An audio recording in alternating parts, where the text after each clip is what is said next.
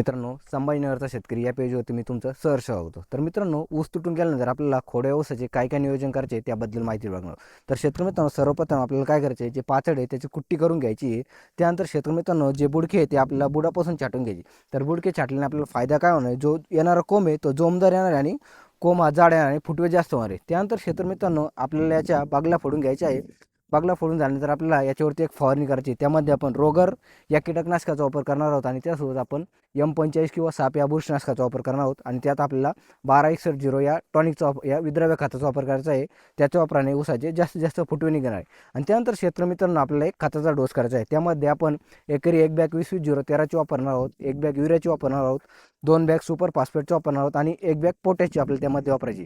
हा डोस आपल्याला ऊस पिकाला केल्यानंतर पाणी सोडायचे. तर शेतकरी मित्रांनो, या डोसने किंवा या फवारणे आपल्या ऊस पिकाचे फुटवे निरोगी आणि जास्त फुटवे निघते आणि फुटवा जो हा पिवळा न निघता हिरवागार फुटवा निघणार.